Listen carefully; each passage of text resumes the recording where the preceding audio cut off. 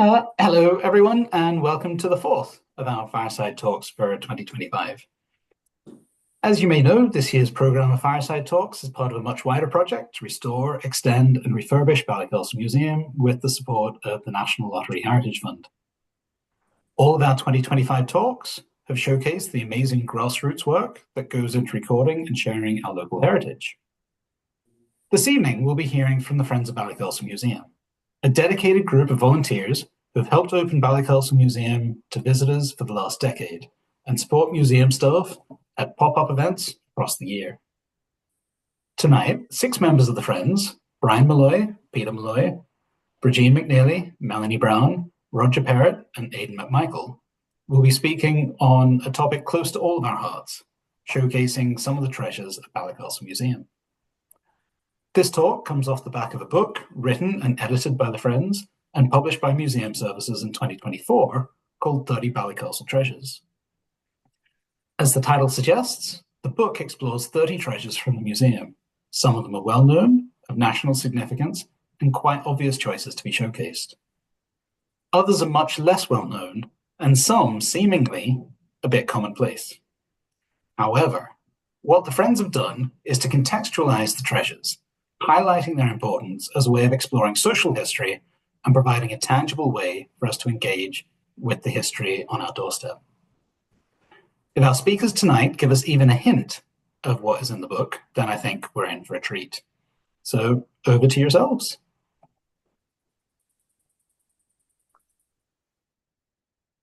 Thank you very much, Nick. You hear me okay? Yep. And thanks for stealing all my opening remarks. Good evening, everyone, and thanks for joining us this evening. My name is Brian Molloy. I'm the current chair of the Friends of Ballycastle Museum. As Nick says, we're a volunteer group. We've been going for more than 10 years now, and we extend the opening hours beyond what the Museum Service, Council Museum Service, excuse me, provides. They provide temporary staff to open the museum 7 days a week, July through August. And our group, Extend Opening, we open weekends from usually Easter, although this year we're hoping it'll be the weekend before Easter, through to the end of June when the council takes over, and then we pick up again through September, Fridays, Saturdays, and Sundays. Next slide in, please. As Nick said, we help them man the museum and various pop-up events and outreach events. We also try and do some local projects ourselves, and this 30 Treasures is our latest, and we're very happy to have the opportunity to showcase it. You can see in front of us there a picture of the museum. It's quite a modest building, and one of the problems with having a small museum is that you only get to show a minimum amount of your artifacts as exhibits. We have, and I'm sure Aidan will tell us in a minute, I think something like 15, 20,000 artifacts, and so we can only show a fraction at any one time. And so thinking about a project, just before COVID, we got the idea to do this coffee table, let's say, type book, showcasing some of our more well-known treasures, but also some of the treasures which are in storage or which people may have never seen before. So we started the project, and then along came COVID within a couple of months, but we worked through COVID, and partly due to the sterling leadership of Aidan, who I'll be handing over to in a minute. He drove the project through to completion. And as Nick said, with the help of the Museum Services, we published in last year, 2024. The other exciting news that Nick has mentioned in the past, of course, is the award of the Lottery Heritage funding to enable us to refurbish and hopefully extend the museum within the next couple of years, which is very exciting for us. Will also mean probably that we need more volunteers, but that's something to look forward to in the future. So without further ado, I'm going to hand you over first to Aidan to introduce the project in a little bit more detail. And he's just flashed up there the opening times. As we said, it's Friday, Saturday, Sunday through April, May, June, and September, and then 7 days a week, July and August. Okay, Aidan, thanks. Thanks, Brian, and thanks, Nick, for the introduction. I'm going to start us off, and then the others will follow. But I'm clicking the slides, so if you see them going on too quick, it's me in the background, and we'll just be patient, and we'll put them back. So I'll start off talking now, and then actually come back at the end for something. So as Brian said, I sort of led this from the Friends of Ballycastle Museum side of the house, and we'll mention all of the folks that were involved as we go through here. But I just thought it would be interesting to let you know how we went about producing this book, as Brian said, sort of a coffee table book. And funny, as I was flicking through it tonight, it is actually very robustly made. So when you're flicking through, you sort of, you bend the pages, but it's produced in such a way that it'll last, hopefully. After me, then, we're going to run, as Nick suggested, through a number of the treasures that we featured in the book. Well, basically, hopefully, there'll be something that you haven't heard before this evening. So who was involved? You know, and I really do want to document the support and, you know, design and co-production, basically, with the museum service. Nick and his colleagues in the museum service, you see the names there, and really without them, and I'm going to probably refer to it a couple of times, you know, from our perspective, this probably would never have happened. And so we're really grateful that this is now in print as a result of the museum service and our work, and together we've been successful in getting this to print. The volunteer team, you've heard their names mentioned there, and we'll all be speaking tonight, and there were a few others. I'll sort of refer to them, some of the others as we go through. The design itself, you'll see some of the images on the slides and the photography, etc., in this presentation, put together by Colin Slack of Colin Slack, the designer, and I think he does quite a few of the productions for the council, and we did get input into that as well, so that was quite interesting to input into the design phase. I just want to take this opportunity to remember the late Ellen McMichael, one of our museum volunteers in the Friends of Ballycastle Museum. And actually, when I was thinking about her today, I remembered that her email address was lead window. She used that as her username. And I love the idea that that lead window indicated her real interest in history, and you're going to see some lead windows tonight in the museum whenever Peter starts talking. So how did we do it? Well, I've referred to the assistance from the museum service, and at the time Helen Perry was part of the museum service, and there she is. Pictures a wee bit dark, but we're in the museum. We've got the catalogue out, you see there in the photograph. We also visited the stores upstairs, and I was just very minded to use that photograph to show the creel at the foreground in the stores, and you can see some of the creels of the old Robert Welsh photograph of Ballycastle Harbour. So the museum is indeed filled to the rafters with amazing objects. Now that creel doesn't feature in the book, but it's great to be able to refer to it. And then we set a timetable, and I think Nick, before the meeting, mentioned that we had a special time in Ballycastle, and we used that special Ballycastle time, but whenever we came to the timetable, we just surpassed it and ended up taking a lot longer than we should have. But you can see there that we did draw out initially what we were intending to do. Unfortunately, with COVID and all the things, it didn't come to pass, but it helped us get along the way. So there we are. That's a picture just in the museum. We were in there before the museum had opened, so you'll see it's being put together, shall we say, with the catalogue. And that was really useful because, as referred to earlier, there's a lot of objects, treasures, artifacts in the museum collection. And it was good to be able to ensure that there was a mix of some of the better known ones that we referred to, but also some that don't get surfaced very often. That was us. We had a long list, a huge long list, and people suggested different things to represent the collection, and you know, things that they had ideas of their own favorites. That's Brian over to the right, and Roger and myself. And then we produced a short list, and we did it visually on the floor, and we were able to sort of pick and move them around, etc. And we were able to whittle down, though it was hard to do, from the very long list down to our short list. This is us then just as a team after we had done the whittling, and it's just nice again to refer to the late Alan McEwen, who's there in the top left-hand corner, Francis McMichael, who was initially involved in the group as well, and thanks to Francis.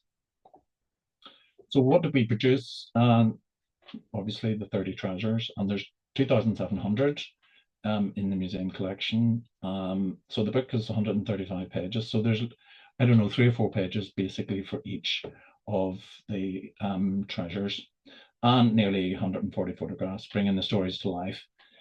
Each treasure has a feature full-page photograph, and then whenever you get into the sort of the telling of the story, we produce other photographs relating to the context that Nick referred to. There's the same format basically for each of the treasures. We describe it, then tell the basic story belonging to the treasure, but then explore different aspects of it that maybe we don't get the opportunity to do in the museum, and widen out that context for the local area, you know, through the closer look section, and also did you know and want to know more, sort of signposting for other information in relation to the particular treasures. So the book is a limited edition. There's only a certain number of copies, very restricted number of copies on sale. And if you're able to call into the museum, you can find out more about how to get a copy, or by using that email address. So this is the contents. You know, if you're able to sort of flick down the scale of some of the treasures that we've produced there. Just everything from a tennis racket through to items belonging to the local railway, and the Macony story of Ballycastle. So things that are sort of known and other things that are less known. So this is us the day we launched. It was at the Rathlin Sound Festival last year with the Mayor Stephen Callaghan and the Deputy Mayor at the time, Margaret Ann McKillop. And just to make sure everybody gets a wee credit here, that's Martin McGee, one of our volunteers and our treasurers to the left, Rachel Archbold from the museum service with Nick, myself, the Colin Slack, the designer, Roger, and James Anderson McCurdy, one of our volunteers as well. A lovely photograph down there on the beach, and the book. And here's our book again, just in the context of the museum. And so we're basically going to present to you, I think it will be 5 or 6 of the treasures as we move through. So I'm going to do the first treasure, and it's on Terrain Bug, the little spinning wheel. And I just want to tell you some of the story behind this. Again, the little spinning wheel, this magnificent hand-painted wooden sign. And when you visit the museum, it's got this amazing prominent position in the museum, hanging right in the center of the space. It sort of takes on kind of quite an appearance as you go into the museum. So it's beautifully presented. So it originally hung above the door of what was known as the Irish Peasant Industry Shop or Workshop, and sometimes locally referred to as simply the Irish Shop on Ann Street in Ballycastle. The shop front currently is Wisner's, was Wisner's Cafe, which has got a for sale sign in it. And next door to that was Wisner's Butchers. And some people remember very fondly when the shop closed, it had a half door. When you looked in, there was sort of a dimly lit inside, crammed to the rafters with interesting materials that really form the basis of the museum collection itself. And that's nice, I think, to be able to showcase that, not only within the book, but tonight, just in terms of explaining the context of the museum collection. At the opening of this establishment, there was a woman spinning to I think illustrate the idea that it was called the little spinning wheel. And there was another woman grinding flour with a quern. And again, it was that context of the Gaelic revival of the entrance into the first part of the 20th century. And we'll say a wee bit more about that as we go forward, just in this particular treasure. The shop was styled as an old Irish cottage, and there was a dresser, settle bed, a fireplace, and there was a crook over that, and an iron grate. And then many of the items that were there, for example, the dresser, the grandfather clock, etc., they were donated to the museum whenever the shop closed. So looking again at that sign, you know, despite the fact that you see there's cracks in it and it's weathered, you'll agree that it is a work of art in its own right, but really helps to tell the story of a huge part of the museum collection. So the photograph on the left then, just at the top left, that helps place it in context. It's hard to see. Halfway down on the right-hand side, that's Ann Street, is this sign hanging out over the street. So it would have been a huge image as you went down Ann Street. And again, for those of us in the presentation, you know, this is a great thing that we have to tell the bigger picture of the context of the whole museum collection.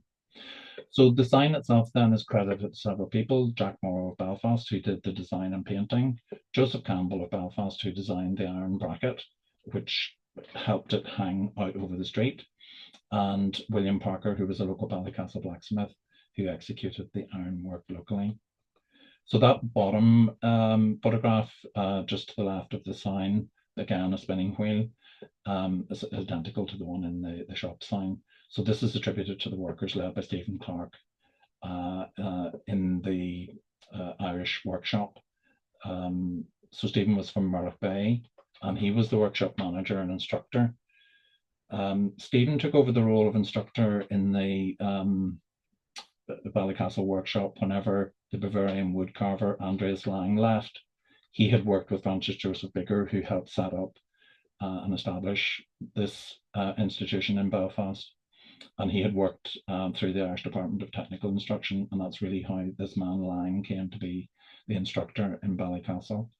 But I think Lang must have been quite exotic to have had in Ballycastle, and perhaps there was disappointment when he left in 1910 to return to Oberammergau in Bavaria, where he surprisingly was an actor in the Passion plays there, and he played St. Peter in the 1910 Passion play. And he was very well known for his roles, and they produced postcards and sold them, you know, in terms of his fame. This is a great photograph, and again, we actually have this in the museum collection, and it depicts the shop before it closed. And you'll see there featured as one of the Kelly sisters, who were nieces of Stephen Clark. And like, just, you know, that idea of the thing being, you know, crammed to the rafters full of treasures, commissioned for the shop, made by the workers in the shop, and things that represented the local area. So we can say a little more about how this came about in Ballycastle and why it's so important to the museum collection. But just before we leave the photograph, just make sure you see in the right-hand corner, it's quite dark. That's the Kelly sister. This is the promotional card that was produced. There was a number of these for Internbug, the little spinning wheel, and these were to promote the work and make it available. Some of the stuff was available through catalogs, kind of the modern Amazon Prime of its day, and you could have these things, you know, posted directly to you. Francis Joseph Bigger we referred to earlier, and he was a Belfast philanthropist, a Gaelic revivalist, and he worked with Frances Riddle. She was originally from Ballycastle, and she was also a philanthropist, and they were instrumental in setting this workshop up based on the arts and craft movement, but also to highlight the local skills and the Gaelic culture of the area, and to produce and sustain economic development in the area. There was actually one in Cushendall as well. So the ethos was very much about the Gaelic revival. It was this was represented in many pieces, including in this particular promotional item. You'll see the brooch, the Tara brooch, and the spear. You know, they allude to the fact that this was one of based on one of the spears of the O'Neill clan in Armagh. So I've just tried to represent this. I don't know how successful this is in showing you, but it was just to try and represent Internbug, the little spinning wheel, the story we just told about the Irish shop in Ann Street at the centre of the museum collection. And, you know, all around it here, some of the other objects and some of the other treasures featured in the book. The arrowheads, you know, brought together by Francis Joseph Baker, flints, and framed, and the frame actually in a style of the arts and craft movement. You know, it's to emulate twigs, probably made by the boys in the workshop. We've got the various paintings by Carey, in particular the depiction of the ancestral home and ancestor of President McKinley. And some of you might know the story of the 1798 rebellion in relation to the McKinley story of Derry Keehan. So the top picture there on the right represents the picture of Carey. There's 3 pictures I've just pulled out of Carey relating to some of the treasures in the book. We've also got Vinicum, who produced the museum has 10 heraldic shields by Vinicum, and he was renowned for his interest in heraldry. And again, there would have been a little promotional leaflet or booklet to allow you to order from the workshops. Just to the right of the shield is the Fesh medal, which he also designed. The Glenfesh banner features in the presentation tonight, so I'll not say an awful lot more about it, but it's supposed to be that Vinicum influenced the design of the various banners that you'll hear about tonight. The work of Stephen Clark I've already mentioned, and then the photography of Robert Welsh, and there's a framed element of his work. So it was really just to kind of show you the scale of some of the stuff that came out of Turing Bug, and how important it is to the museum collection. So that's all that I wanted to say for that first treasure. And now I ask Peter to take over. Thank you. Good evening, all. I'm here to talk about our largest exhibit or object, also our most important and valuable asset, the building itself. But introducing this subject, I would like to pay tribute to a much missed departed friend, the late Danny McGill, with whom I spent many an hour discussing local history in the museum when I was the official attendant employed by Molloy District Council. And I also would like to pay tribute to Kevin McGarry, an officer of the old Molloy District Council, who was instrumental in getting the museum up and running and saving the building. Danny McGill was of the opinion that among his many attributes, Hugh Boyd was a visionary town planner who wanted to combine or amalgamate several hamlets into one unified, well laid out large village or small town. This entity would not only have a natural agricultural hinterland, which obviously would require a permanent indoor marketplace, but also an industrial base with national and international markets. So he set about building the key elements of this plan. They were his harbour, which we won't discuss here, his manor house and associated industrial works, a magnificent church, and a covered marketplace and associated courthouse, today's museum. Boyd chose an interesting site for his marketplace, a crossroads on the old routeways from Coleraine and Ballymoney, and from the old mill on the Tow River, i.e. the mill town, up to Dunanini or Clare. This perhaps delineated the southwest edge of his planned town. The bulk of his building work taking place between 1720 and 1760, roughly or approximately. Let us now look at the building itself, dated to 1735 or early 36. According to Shaw Mason in his parochial survey of Ireland, the only public building in the town, it's a jail adjoining the market house of Ballycastle. It is unfortunate that only the ground floor of the building is open to the public, and exhibition space is limited to this floor. There is, as we've said before, so much we would like to share with the public, but has to remain in storage. Anyway, if one can look past the artifacts and look at the actual building itself rather than what it houses, it becomes obvious that there is a confusion of architectural styles, even materials. Speculation on this led Danny and I to the conclusion that there were two distinct phases of building amalgamated on the site. The front part comprising the market shambles, slide please, and courthouse above, being added to an older, possibly ruined building at the rear. Danny believed that Boyd was a great one for recycling materials and reusing existing structures where possible, as evidenced in his harbour building. For example, the old Black Nun prophecy about the standing stones of Carnateley and Barnish, which were originally 3 miles apart, eventually being sited together. But what was the purpose of the Volta area in the older building, today most regarded as the courthouse cells?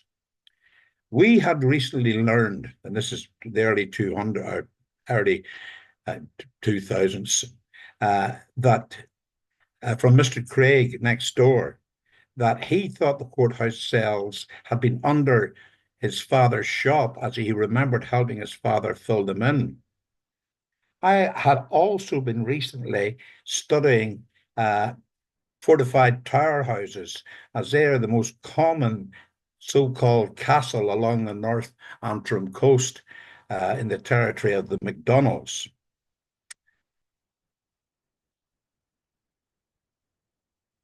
And I had learned that a vaulted undercroft was a feature in many of these prominent tower houses. So for me, it looked like more like a vaulted undercroft than cells. This made me also think about the room above the vault, which some of you may remember as being the old town library.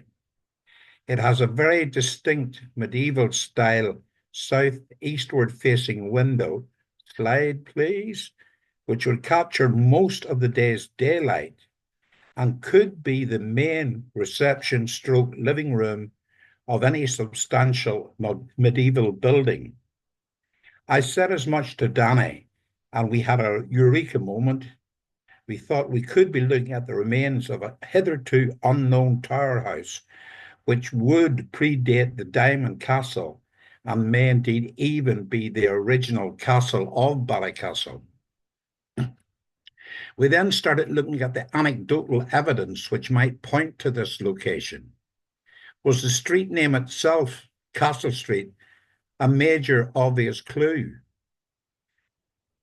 Possibly. Danny knew the area between the museum and modern Market Street was originally, before development, known as a Margie Moor, or as that has been translated, the big marketplace. Markets and fairs were traditionally held in the vicinity or approach to the local fortification.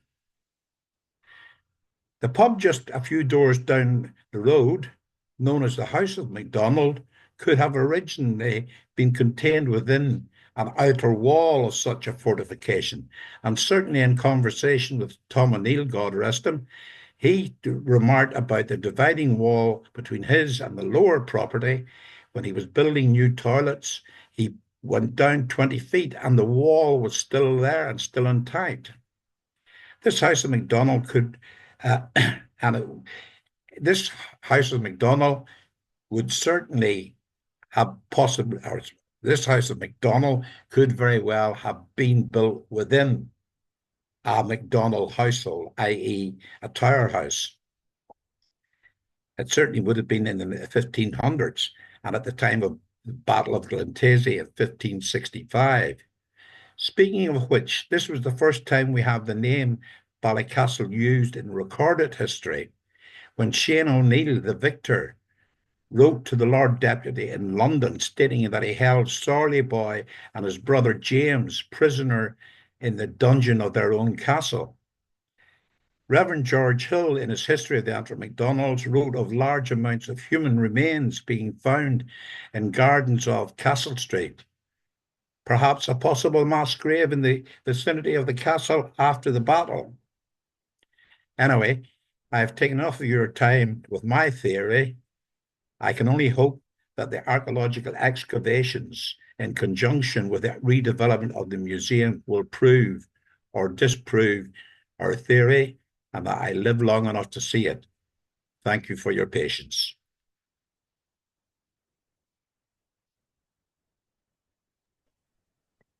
Thanks, Peter. That was very interesting. Thanks very much. And the wee reference there to the McDonald's and Sorley Boy. So I'm going to talk about the Bonamargee manuscript. And of course, next slide, please, Aidan. The Bonamargee manuscript is about a document that was found in Bonamargee. And it's basically a story of mystery and intrigue with a bit of investigation and a lot of negotiation and perseverance as well, by the Friends of Ballycastle Museum. The document was found in the grounds of, well, we think it might have been found in the grounds or the buildings of the friary, of the Bonamargee Friary, which was built around about 1500 and was a Franciscan friary, a third order Franciscan friary, which was was a final resting place of Sorley Boy MacDonald, and the MacDonalds had a big role in it, although they may not have been responsible for building it. There's some controversy around who actually built it. But the journey with this document started really around September 2017, when there was a heritage weekend held in Bonamargee Friary. And you can just see there a wee door on the left-hand side of that photograph. There's a room in there, a stone cold room, where there was a meeting and various talks took place. And in there, on one of the talks, there was a conversation came up about some medieval manuscripts which had been found there, but nobody seemed to know where those manuscripts had ended up or where they were now anyway.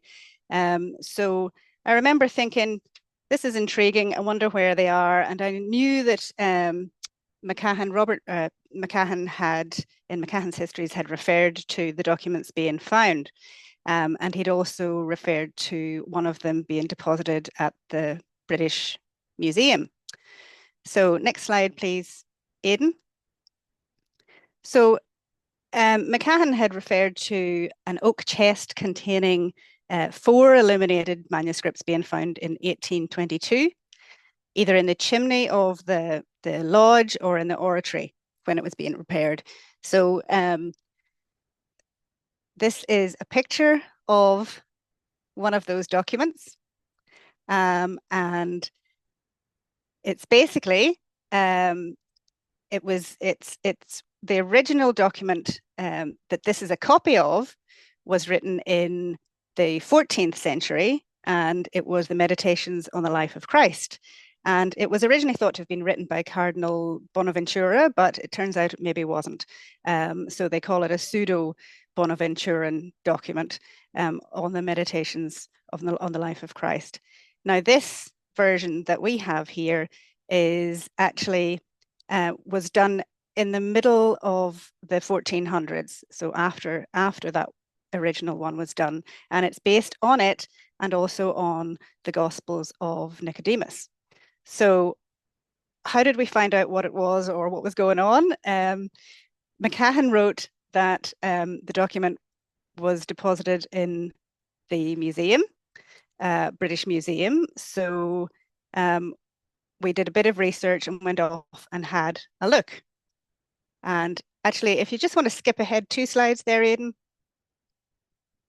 What McMichael said about this document was that it had been in the possession of the late General Boyd. And so there are some excerpts there. I don't know if you can see it, depending on how big your screen is, but that it had been in the possession of the late General Boyd and then had gone off to the British Museum. It also said that it was a translation of, in the English, of the 14th or early part of the 15th century of portions of Cardinal Bonaventura's Life of Christ. And at the end of the manuscript, in a different hand, is the following entry, which says a history of the Blessed Scriptures, and the name George Thieker is attached to it. So there's some theory that perhaps he was the owner of the manuscript, but not necessarily the author. But we'll just have a wee look, go back and have a look at the document itself. If you want to pop back up there, Aidan. So this is a description of the document in terms of the style. It was described as Gothic cursive style, and the dialect was Middle English translation in Central Midlands Standard style. So there's all sorts of things of interest about this document. If you're into language and the history of language, there's a lot of detail in some of the books that I'll come to about this particular document and the language that it uses. If you're into theology and study of the history of religion and some of those early teachings and how they were recorded, there's a lot of information about that.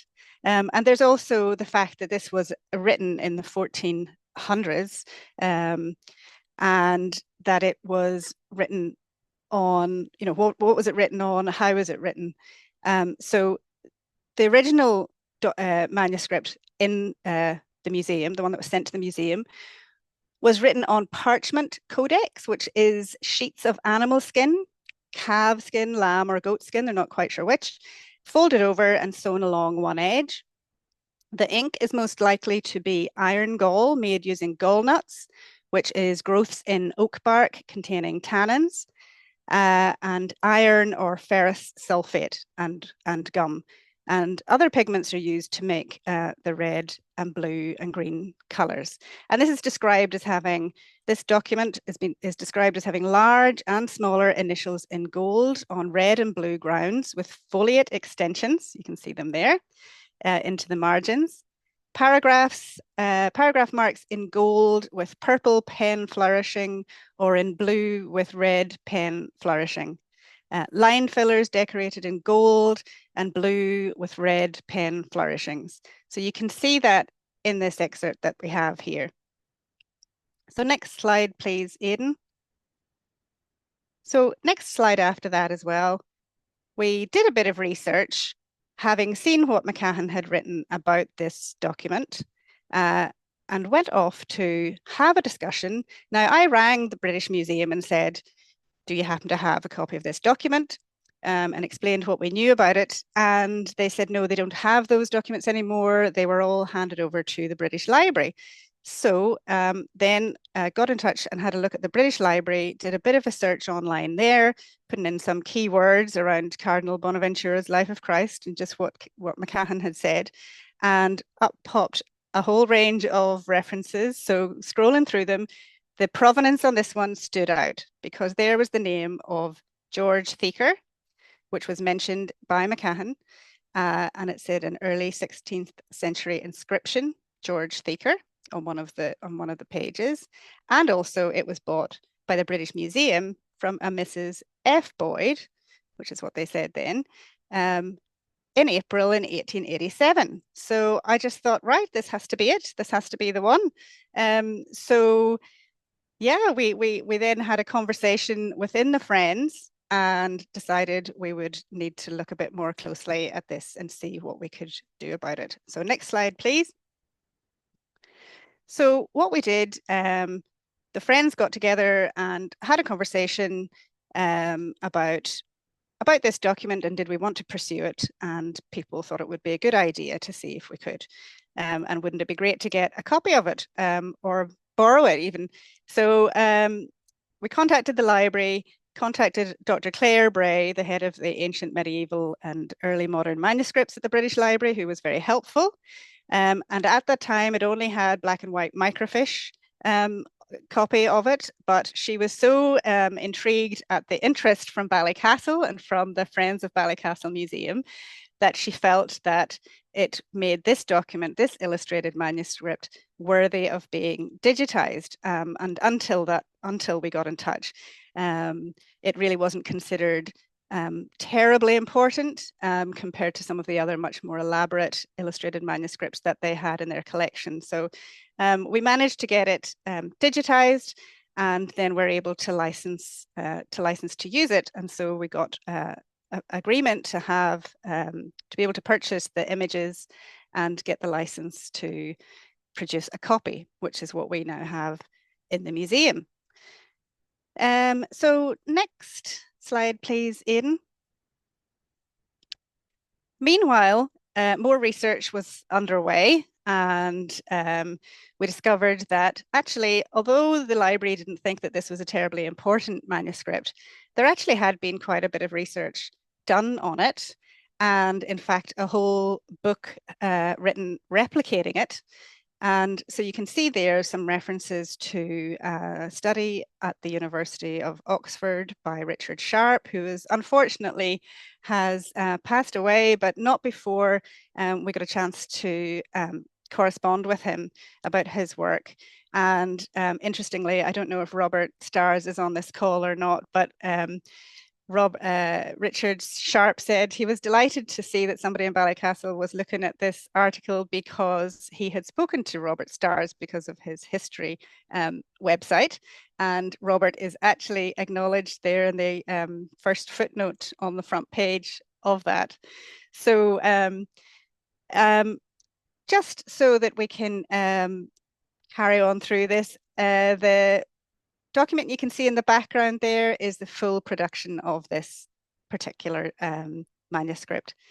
I think I'm running short of time here. I'm going to just whiz on through what else is important about this.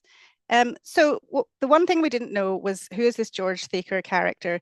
The Richard Sharp has done quite a lot of research on this, and William Marks, who wrote the book about it. So if anybody wants to know more, you can talk to me afterwards.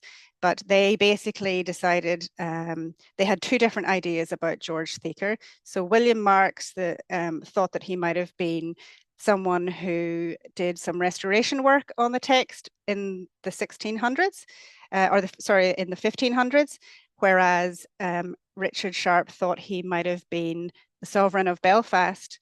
There was a George Thieker as the sovereign of Belfast in the early 1600s, and that maybe he owned it at one point. So there's no clarity about it, and there is no certainty about how it came to be in Ballycastle, or who this George Thieker character was.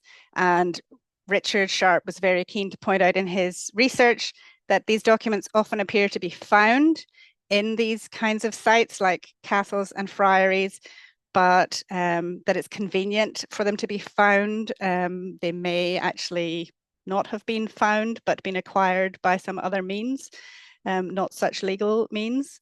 Next slide, please.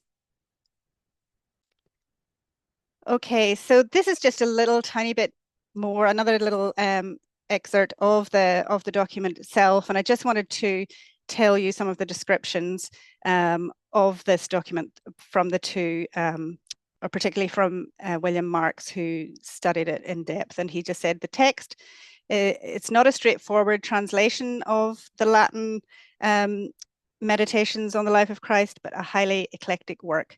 The compiler was a learned individual who treated his sources critically and with a profound sense of purpose, and refashioned the narrative in a way that produced a distinctive Middle English version of the Latin text.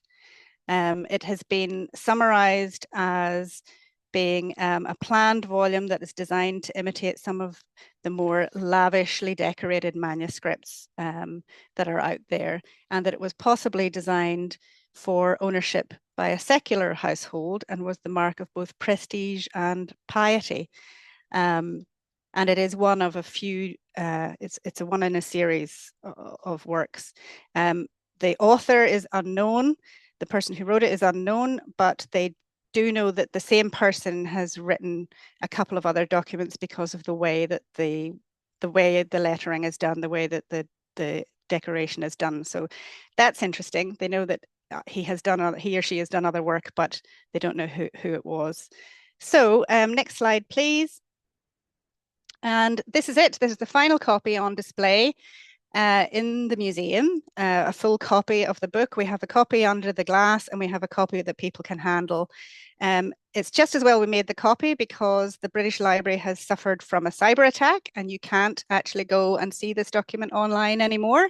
So we have all the images and the document printed. So I'm very pleased that that's the case. And we would like to just say thanks to the British Library for the license. Thanks to the Friends of Ballycastle Museum, the committee who made the decision that we would go ahead and get this document. And to the museum service staff who allowed it to happen, and of course to Impact Printing in Ballycastle who did the printing job. And I could talk all day about it, and there's a lot more information about it. If anybody's interested, come and talk to me afterwards. Okay, thanks, and sorry for taking up so much of your time.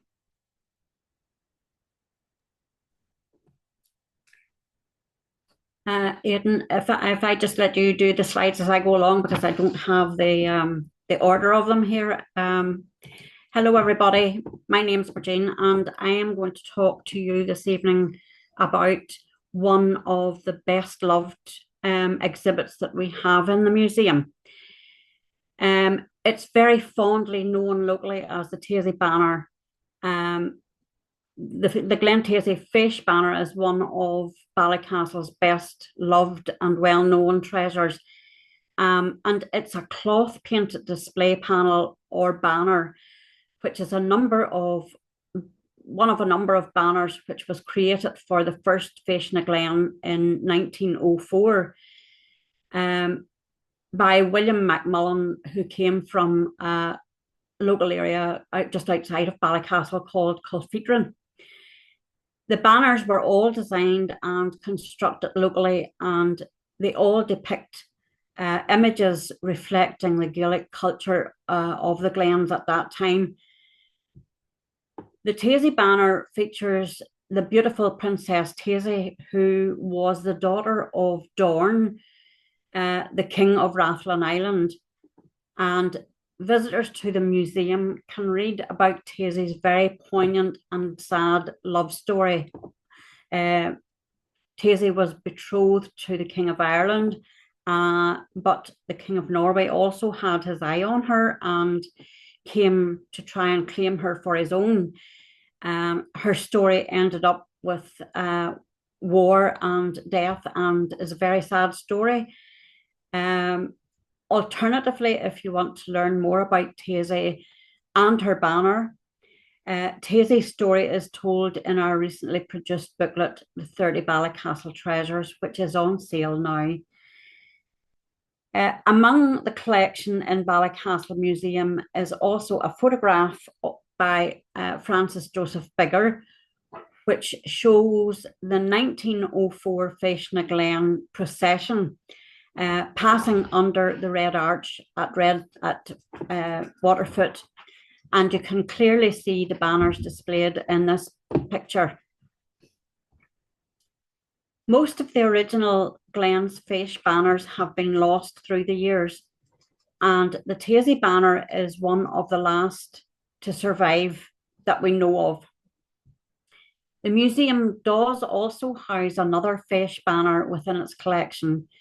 This is a smaller banner which it depicts a white harp on a green background, but it has not been on display in recent years due to, as we've said before, the very constricted space that we do have within the museum at the moment.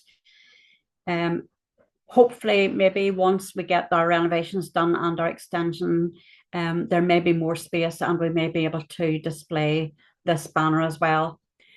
It is also thought that a local family may be in possession of a third surviving banner.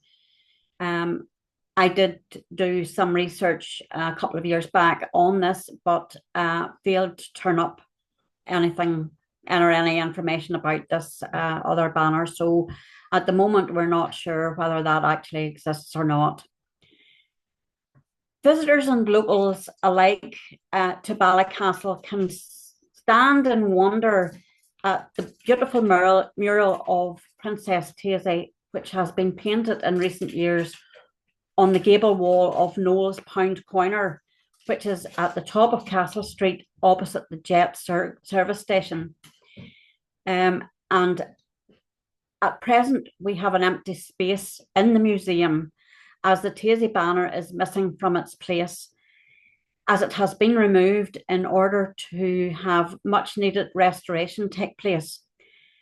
The latest update that we have on that is that the Taizé banner will not be back in the museum this year, which is a disappointment, but we hope that she will return looking more beautiful than ever to take pride of place for the grand opening of our newly renovated and extended building. Thank you all very much for listening.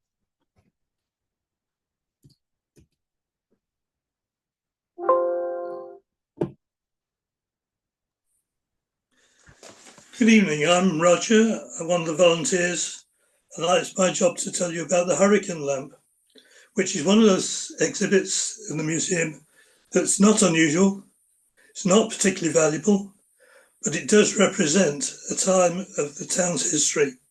As you can see from the picture there at the top, it's a bit rusty. It's several sides to it, which with coloured glass, which was used for signalling on the railway. If you ask many of the Ballycastle residents now, and certainly the tourists, about the Ballycastle Railway, they wouldn't know that one had ever existed.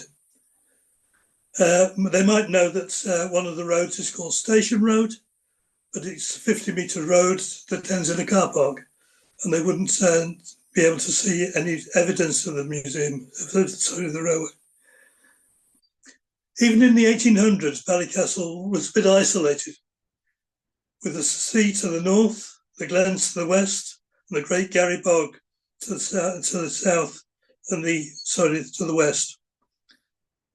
This was the situation right up to the 1842 Coast Road being opened. Then, in 1855, the Belfast and Ballymoney Railway was opened. This, coupled with the Bank Holiday Act of 1871, gave an impetus, and by 1876, two schemes were on the table of a railway to come to Ballycastle. The one from Ballymena via Lochiel never got much further than the discussions. But the second one, with a committee formed from the Reverend Sir Frederick Boyd, he was the great grandson of Hugh Boyd, who'd industrialised Ballycastle. John McEldowney and John Casement were two other notaries on the committee. The scheme was for a railway from Ballymoney to come via Durbuck, Strenocum, Grace Hill, Armoy and Cape Castle. It was to be a narrow gauge railway, partly because of the sharp bends along the route, but also from cost reasons. Even so, they had to raise 130,000 to get it finally underway, which they did by 1880. Next slide. Thank you. That's at the top there is a picture of the station as it existed. Rather a ground station. It's had two platforms. Not sure why, because there was only 3 trains a day up and back. But it did have engine sheds and a rail line going off to the sawmill. It was twisty, quite a good cost. The station was opened in 1880. Much celebration, fireworks, champagne bottle smashed over the engine, and it lasted for 70 years. Helped in one way by the 2 world wars, when movement of materials and people was essential. But there was only regularly three trains up, three trains down, except on 6 days of the week. On Sunday, the church objected to the train running on Sunday, but it was argued that the newspapers had to be brought to Ballycastle, so they arranged for one coming up in the early morning and one going back late afternoon, which was ideally suited to the tourists of the time. It was never commercially successful. It struggled, and in fact it was closed in 1924 during a financial situation, but through a change of ownership, did and then exist then to 1950, but it was much trimmed down. There were various misadventures on the railways, of course, in 70 years, various derailments, cows on the line, and at one occasion, a train getting stuck in a snowdrift and the passengers having to spend the whole night in the guard's van. It was finally closed in 1950, a result of transport being with cars and buses. So it ran out of steam, and that's me.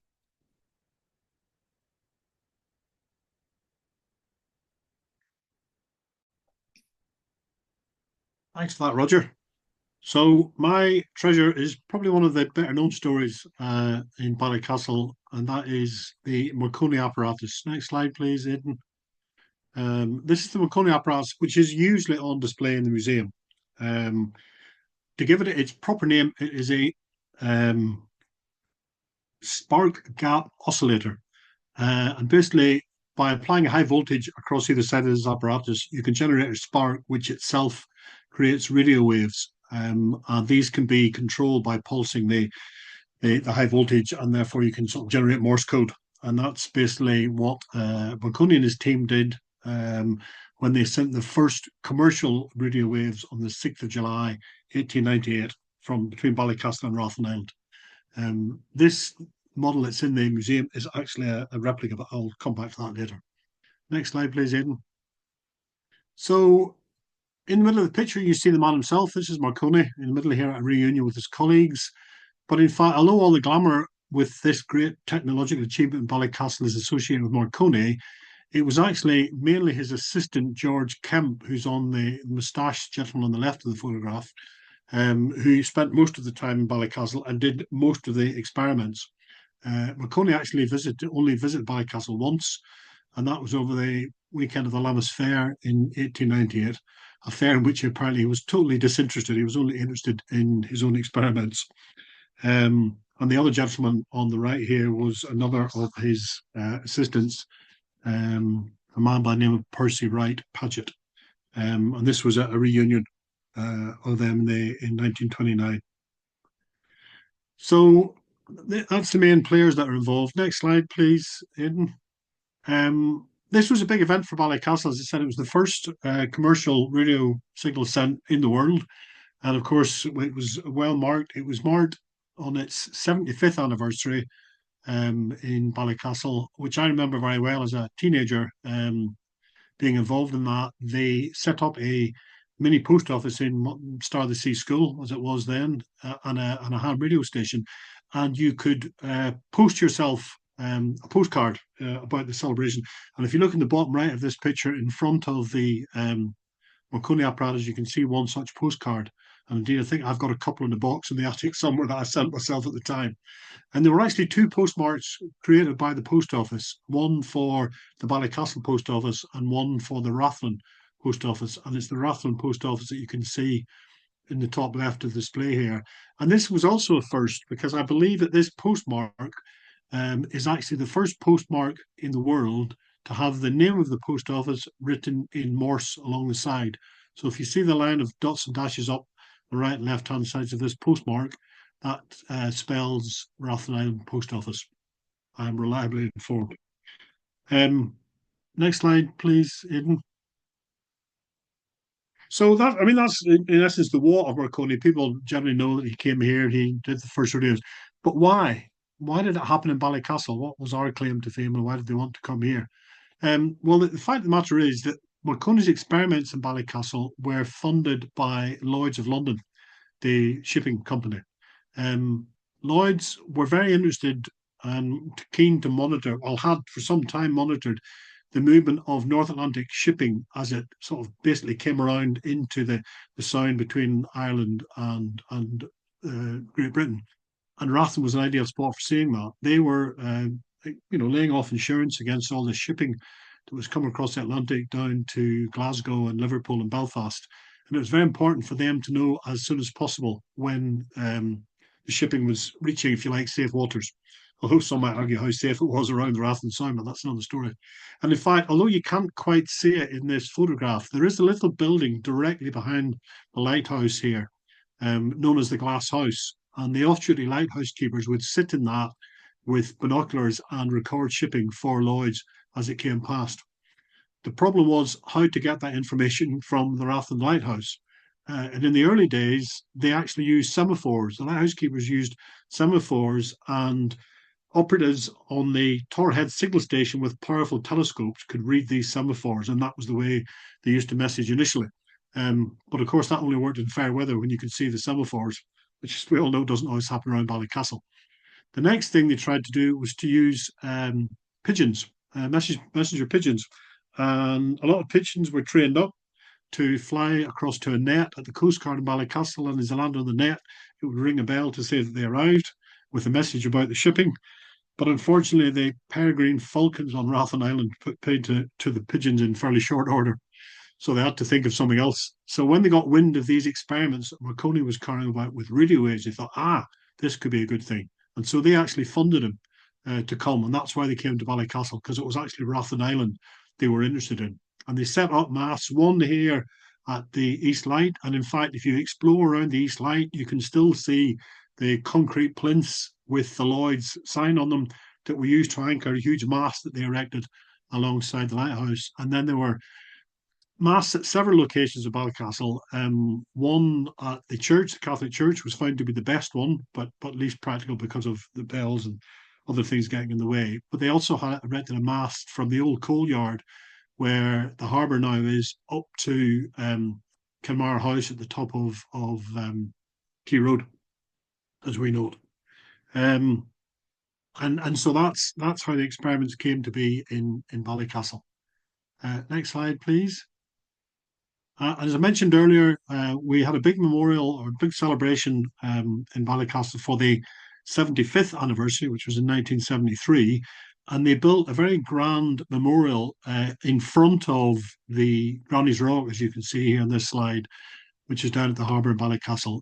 All that remains of this grander memorial, which was made in concrete representing aerials and radio waves, is the plaque that you see there at the foot of Granny's Rock, which marks the 75th anniversary, opened by John McAfee, who was then the chair of the Ballycastle Urban District Council. I believe my own father was vice chair at that time. I certainly remember being in the crowd, being there with Dad, with quite a large crowd. It was quite a big deal for us. And then the next marking of it was on the centenary of Marconi's experiments. And we were very honoured that time. His own daughter, Princess Elettra, of course, Marconi, unveiled this memorial, which is halfway up the Quay Hill in that little park above the car park there, which was also the site of one of the masts coming up from the coal yard. And it was on that occasion when his daughter erected this memorial that she actually donated the replica apparatus that we now have. Next slide, Aidan. Or is that my last? That might be my last. Okay, and just to finish off in this story, it wouldn't be fitting not to also remember. I mentioned George Kemp as being the main person doing the work. He was also assisted by a young, recently graduated engineer and physicist from Dublin, from Trinity College in Dublin, called Edwin Granville. And he came with Kemp, and they were on Rathlin Island together. And young Glanville, sorry to get his right name, was also a keen naturalist. And sadly, he fell to his death off the cliffs on Rathlin while spending some downtime there, I suppose, looking for wild birds and things. And so the Marconi story was a mixture of success and tragedy. Thank you. Thanks, Brian. And the good thing is that you've made the link there on that last slide of yours to Princess Electra Marconi. And interestingly, I was able to speak to her on a Zoom call just before this book was published. And she wished us well in our endeavours and remembered well her travelling across to Rathlin Island. So we have that in the introduction by Brigene. And it's just nice to have that link to this 30 treasures. So we're coming to the end now of the treasures, but just a little surprise at the end, a little kind of bonus section. And it's a surprise, I suppose, for one person who's on this call, and it's for Nick, because we've mentioned Nick you a couple of times, and we just thought it was only fitting that you were acknowledged as a contributor to the 30 treasures as well. You were also the project manager for getting it up and running, and a really good chaser-upper to make sure that we got it done. But put in simple terms, we would never have been able to have got it out. But I just really wanted to acknowledge the fact that you were a contributor as well. So this is something, Nick, and you can follow up whenever you get the chairmanship back in a few minutes, but this is your interest, isn't it? You're interested in the history of the Hellenistic era. It's not something I know a huge amount about, but I understand that it refers to the Greek influenced origin of this particular treasure. So what have we here? There's a couple of images on screen. These stone pieces you see on the right, first of all, were part of the statue shown on the left. And that statue was placed in a very prominent position on the archway at the back of the manor house, the Boyd Manor House, which the archway part of it has now been demolished. But the stones were saved, thankfully, and we have them as one of our treasures in the museum.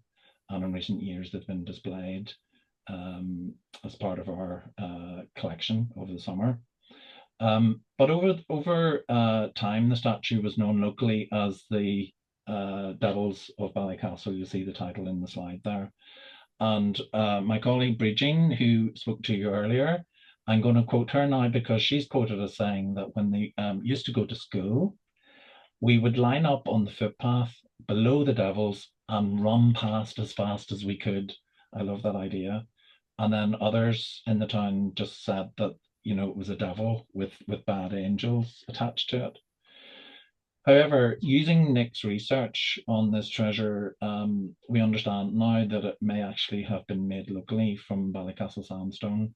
And one theory is that it marked or celebrated the return of Major General Hugh Boyd to the Manor House after he had spent more than 30 years in India. And it was referred to earlier about Colonel Hugh Boyd, who was responsible for the initial industrialization and development of Ballycastle. And Major General Hugh Boyd was the great-great-grandson of that man.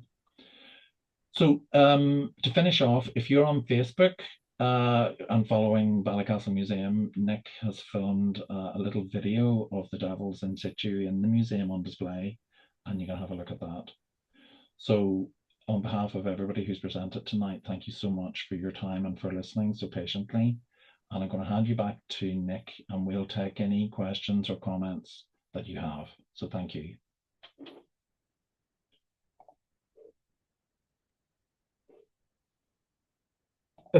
Thank you so much. Aidan, do you want to stop sharing so we can see the full room again?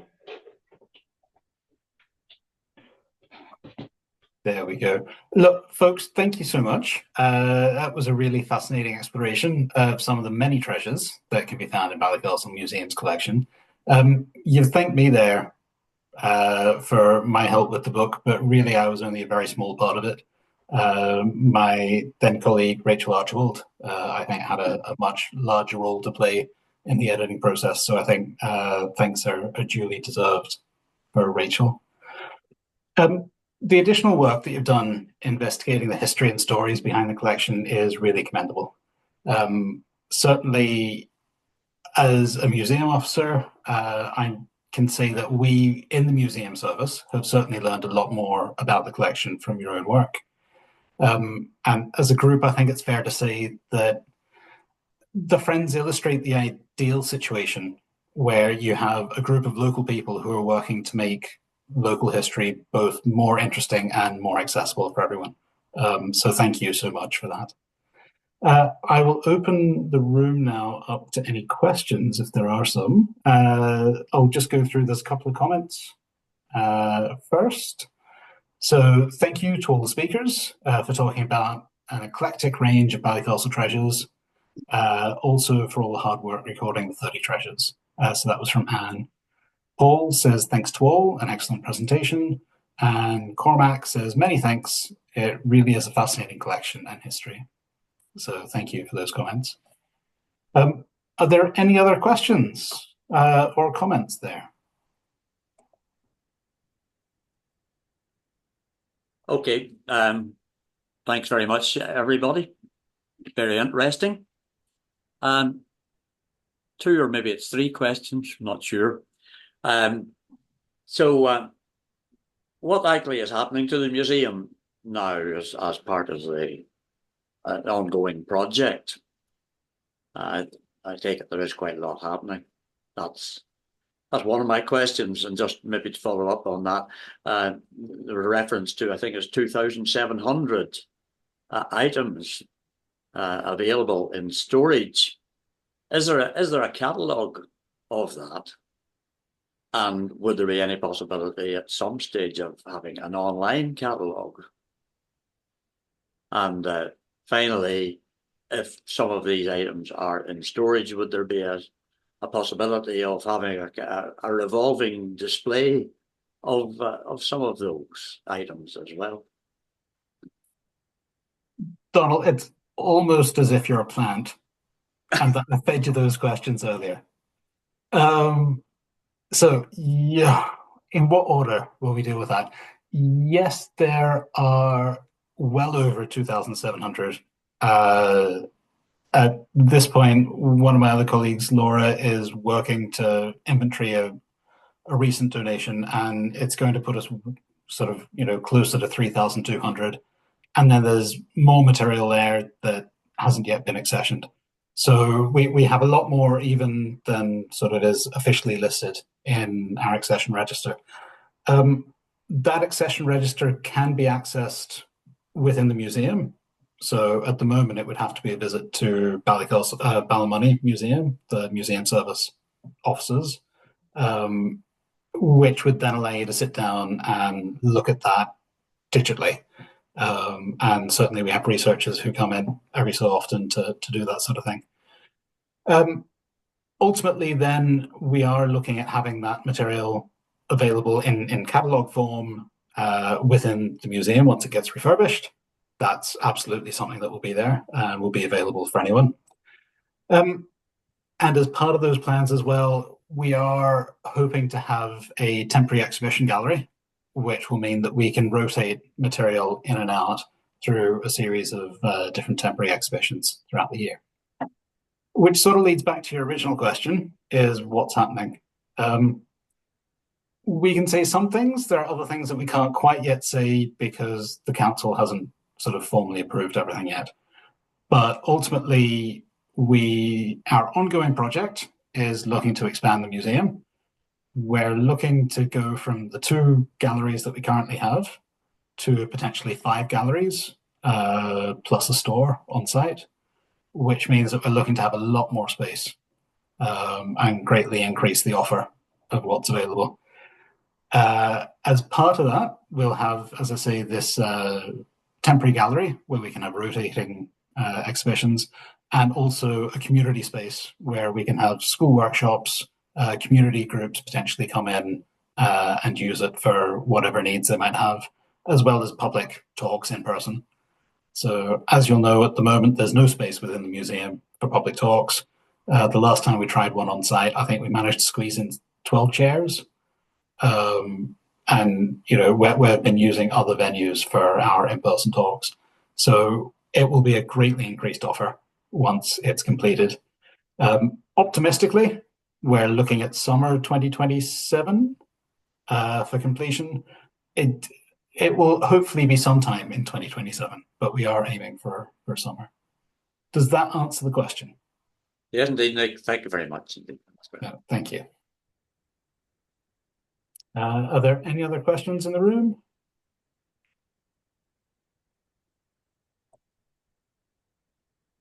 Okay, just a couple more comments then in the chat. Thanks for the wonderful, informative evening. When do you reckon the museum redevelopment will begin and conclude? That was from Hannah, so hopefully I've answered that one there. Thanks for all your time and effort from Anna.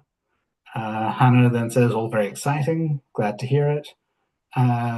Juliana is saying, thank you all. And then we have another question about the Antrim Arms status and how does it affect the museum. That's one that I can't really give much of an answer on. I mean, the Antrim Arms is privately owned. It's not in council ownership or public ownership. And we don't have, I believe, we don't have any sort of power to compel anyone to do anything regarding the Antrim Arms. So that's a little bit outside of our control. Are there any other questions then? Nope. Okay. Well, tonight is the last of the scheduled talks of our program. Oh, sorry, was there a question there? No, thought to call. Very good. I was just going to say, Nick, you need to learn how to pronounce your thank you in Irish there. It was Gura Mayagav from Juliana. You'll have to get that one. Melanie, I've said it before. I'm happy saying it, and my confidence just left me that time. But thank you for highlighting it. Much appreciated. So yes, as I was saying, all four of our talks that we've had this season will be put up on the Northern Ireland Community Archive and on Causeway Coast and Glens Museum Services YouTube channel. So that'll happen in the coming weeks, and I'll email everyone who has been part of the program to let them know when all those are up there. As you know, one of our speakers wasn't able to give their talk this year, and their talk had to be postponed due to circumstances outside of anyone's control. If and when we're able to reschedule that, we'll let everybody know as well. So with that, I'd like to thank our speakers tonight and all of our audience at home for supporting the series this year. Thank you very much, and I hope to see you soon. Thank you. Thanks, Nick. Thanks, everybody. Okay. Thanks, everybody. Okay, bye. Thank you. Night, night.